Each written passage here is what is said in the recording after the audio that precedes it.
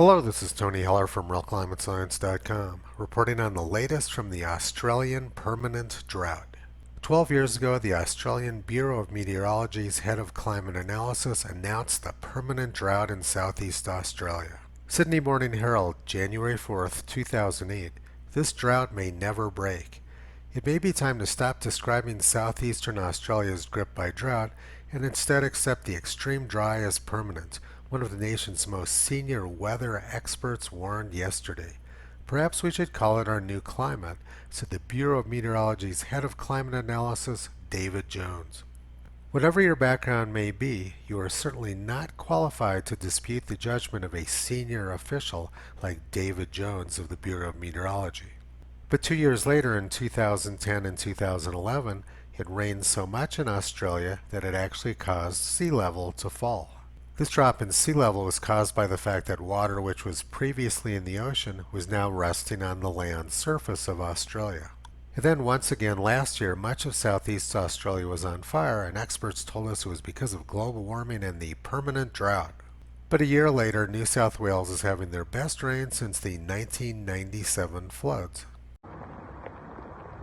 This is the biggest flood that I've seen here since the 97 floods. This is the house dam. And this water, you can probably hear it, sounds like an ocean going past. This side of the dam normally doesn't have any water at all go past it. The creek's on the other side of the dam. Across there, around to my airstrip. The red spot on this map shows where that video was filmed. I'd have to say that didn't look much like a permanent drought either. If the head of climate analysis at the Bureau of Meteorology did any research, he would have known that since at least 1789, the climate of Australia has been alternating droughts and floods. He also would have known that people have been blaming white men for climate change in Australia since at least 1846.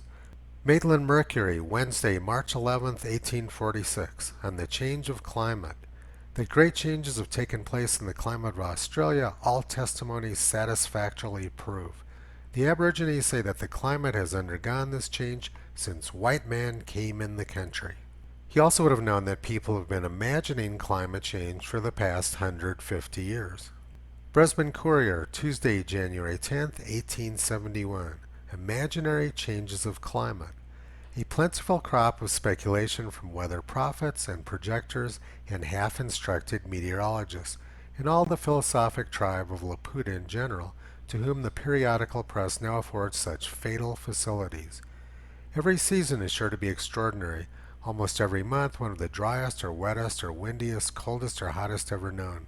Much observation, which ought to correct a tendency to exaggerate, seems in some minds to have rather a tendency to increase it. So next January 10th will mark 150 years of imaginary climate change. Toto's glad he's not in Australia right now because he's not very tall and he might be having problems with all that permanent drought running across the land surface. You can visit Toto and Kyrie on the web at realclimatescience.com.